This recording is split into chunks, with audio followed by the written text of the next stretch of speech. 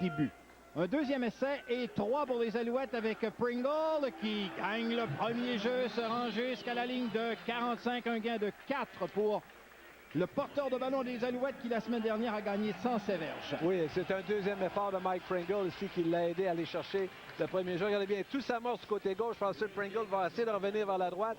Jacob s'amène rapidement pour le plaquer, mais on a déjà gagné le premier jeu du côté des Alouettes. Lors du match hors concours à Montréal, à la toute première séquence, Calvillo et l'attaque avaient vraiment dominé. Ça avait été de toute beauté. Voyons voir si on est en mesure de faire de même. Calvillo, pressé. La passe pour Bruno Eppel qui jongle avec le ballon, continue sa course et il est sorti en touche dans le territoire des Stampeders. Un gain de 23 verges. Oh, Bruno est venu près d'échapper. Oui, il a jonglé un peu avec le ballon. Une bonne fin de la part de Calvillo. La pression s'est amenée forte. Regardez bien ici. Il doit appliquer les freins parce qu'on est capable de contenir. Et là, du bout des doigts, Bruno jongle avec le ballon.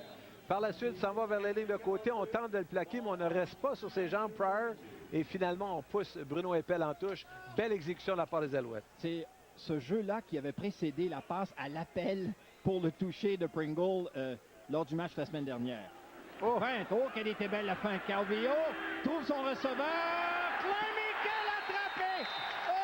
Malgré tout, il y a une pénalité à Kellogg, mais Climic commence là où il a fini la semaine dernière. Oh, monsieur! Et là-dessus, Jacobs, le numéro 84, Pierre n'a absolument pas contenu Calvillo. Regardez bien du côté gauche, l'écran va disparaître totalement à l'intérieur.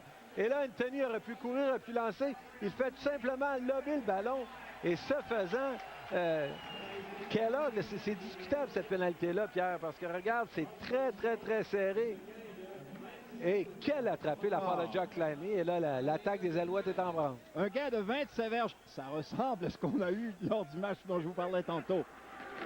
On revient avec Pringle qui déborde. Pringle échappe à un premier placard, à un deuxième. Il se rend à la ligne de 12 avec un gain de 4 verges. Oui, il y a Floyd qui était là, le numéro 35. Et là, depuis le début du match, on voit que les Stampeders sont toujours comme un enjambé en retard. Regarde bien le nombre de plongeons qu'on va avoir ici. Je veux bien croire qu'il n'y a plus. Et de un, regarde ici, et de un.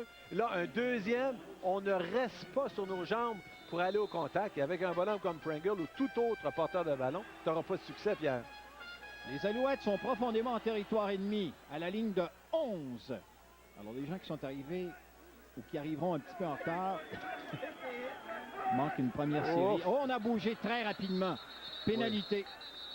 Là, on a sûrement passé la ligne de mêlée où on a mis trop de temps à mettre le ballon en jeu. C'était très serré de part et d'autre. Et la décision viendra de l'officiel. Offside, Calgary, number 26, repeat second down.